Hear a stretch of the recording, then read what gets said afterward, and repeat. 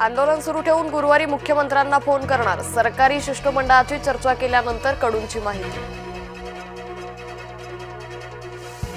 मनोज जरांगेंचा बच्चू कडूंना पाठिंबा, नागपूरमध्ये जाऊन देणार पाठिंबा, शेतकऱ्यांना साथ देणार असल्याचंही वक्तव्य।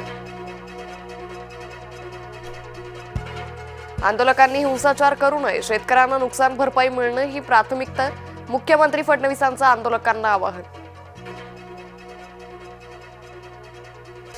जागतिक तणावाच्या काळात भारत जगासाठी दीपस्तंभ बनू शकतो, मुंबईतून पंतप्रधान मोदींचं वक्तव्य।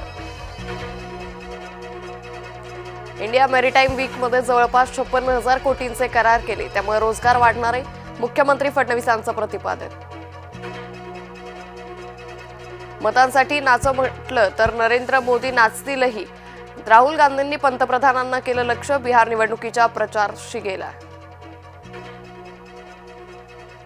लालूंना त्यांच्या मुलाला सीएम बनवायचंय तर सोनिया गांधींना त्यांच्या मुलाला पीएम बनवायचंय, पण दोन्ही जागा रिक्त नाहीत, बिहारमधील प्रचार रॅलीत अमित शहांचं टीकास्त्र।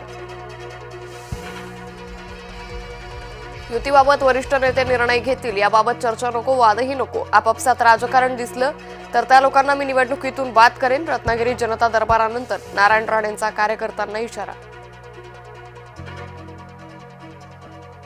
महायुतीत सन्मानपूर्वक जागा वाटप होईल, महायुतीतच निवडणूक लढणार, शिंदेंनी स्पष्ट केलंय, मंत्री उदय सामंतांची माहिती।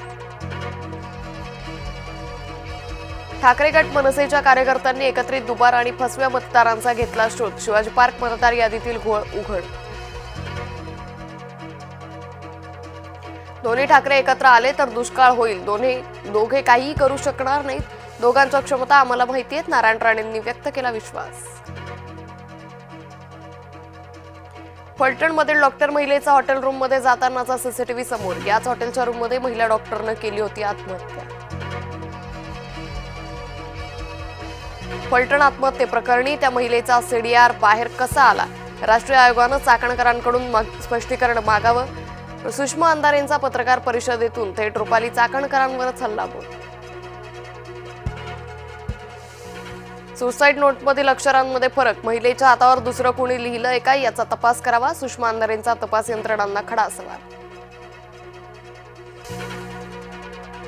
फलटण सीडीआर प्रकरणावरून सुषमा अंधारे आक्रमक, फलटणमध्ये 33 नाईक निंबाळकर कोण आहेत या केला सवाल।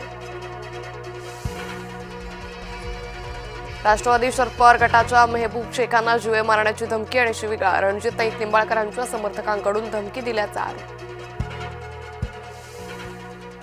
पाकड्यांचा खोटारडेपणा पुन्हा उघड, ऑपरेशन सिंदूर दरम्यान ज्या महिला पायलटला पकडल्याचा दावा केला होता त्या शिवांगी सिंह दिसल्या राष्ट्रपतींसह। मोंथा चक्रीवादळाचा ओडिशा राज्यातील 8 जिल्ह्यांना फटका, 8 जिल्ह्यातील 11,000 नागरिकांना सुरक्षित ठिकाणी हलवलं। बुधवारी आणि गुरुवारी मेट्रो 3 ची सेवा रात्री 12 पर्यंत, स्पॅनिश गायकाच्या कार्यक्रमानिमित्त केला बदल।